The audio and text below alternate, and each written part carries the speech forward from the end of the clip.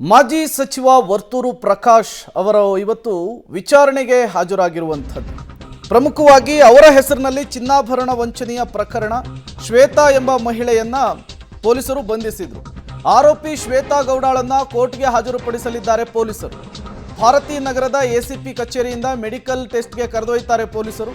ವರ್ತೂರು ಪ್ರಕಾಶ್ ವಿಚಾರಣೆಗೆ ನೋಟಿಸ್ ಅನ್ನು ಕೂಡ ಈಗಾಗಲೇ ಕೊಟ್ಟಿದ್ದಾರೆ ಪೊಲೀಸರು. ಈವರೆಗೂ ವಿಚಾರಣೆಗೆ ವರ್ತೂರು ಪ್ರಕಾಶ್ ಬಂದಿಲ್ಲ ಅನ್ನೋದು ಗೊತ್ತಾಗ್ತಾ ಇದೆ. ಇವತ್ತು ವಿಚಾರಣೆಗೆ ಹಾಜರಾಗ್ತೀನಿ ಅಂತ ಹೇಳಿದ್ರು. ವರ್ತೂರು ಪ್ರಕಾಶ್ ಹೆಸರು ಹೇಳ್ಕೊಂಡು ಚಿನ್ನಾಭರಣವನ್ನು ಪಡೆದುಕೊಂಡಿದ್ರು, ದುಡ್ಡು ಕೊಟ್ಟಿರಲಿಲ್ಲ. ಹತ್ತತ್ರ 2.5 ಕೋಟಿ ಮೌಲ್ಯದ ವಂಚನೆ ಆರೋಪ ಶ್ವೇತಾ ಗೌಡಾಳ ಮೇಲೆ ಕೇಳಿ ಬಂದಿರುವಂಥದ್ದು. ಶ್ವೇತಾ ಗೌಡ ತನಿಖೆಯಲ್ಲಿ ಮಾಜಿ ಸಚಿವ ವರ್ತೂರು ಪ್ರಕಾಶ್ ಹೆಸರನ್ನು ಬಾಯ್ಬಿಟ್ಟಿದ್ರು, ಹೆಸರು ಹೇಳಿದ್ರು. ಅದಕ್ಕೆ ವರ್ತೂರು ಪ್ರಕಾಶ್ ಕೂಡ ಕ್ಲಾರಿಫಿಕೇಶನ್ ಕೊಟ್ಟಿದ್ರು.